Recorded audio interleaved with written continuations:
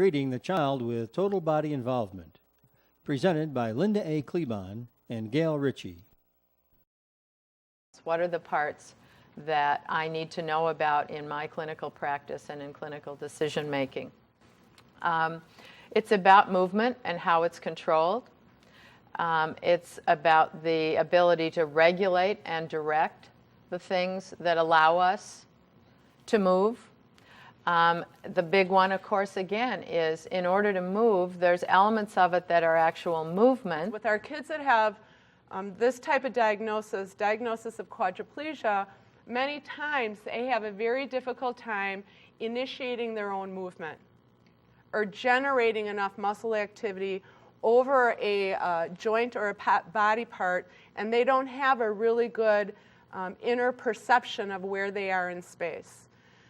The somatosensory system, like I said, is the combination of the tactile system and the proprioceptive. With my goal ultimately is, can I keep the heel in neutral and not have this first ray sticking up in the air, okay?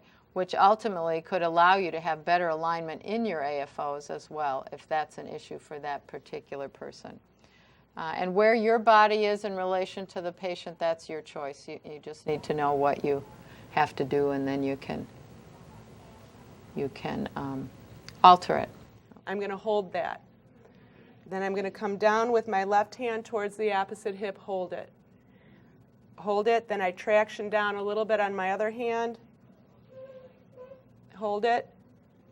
Go with my other hand, hold it. All right, so that's exactly what I'm doing. You do it rhythmically though. So we're going to go, it's going to look like this.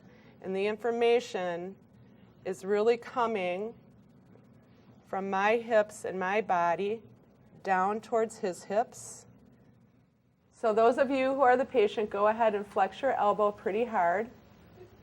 Those of you who are the therapist, do a little bit of compression and do a side-to-side oscillation through the biceps. And those of you who are holding, it should be pretty hard to keep that co-activation through that biceps or that holding. Okay? So I'm increasing or decreasing the dynamic stiffness. Now that the biceps has kind of let go, what you want to do with your hand that's on the forearm is traction down towards the hand. You do it. Thank you. You do it again. Thank you. You going to mix some more? No, you're not going to mix anymore. What are you going to do? Pour it out?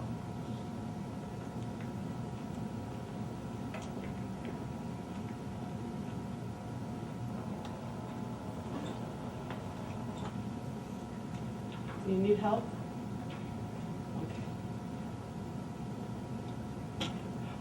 Feel the tightness. That might not be adequate. And so I like to come up higher, all right, and start more in that abdominal area. Again, open your fingers, sink in, don't poke or push.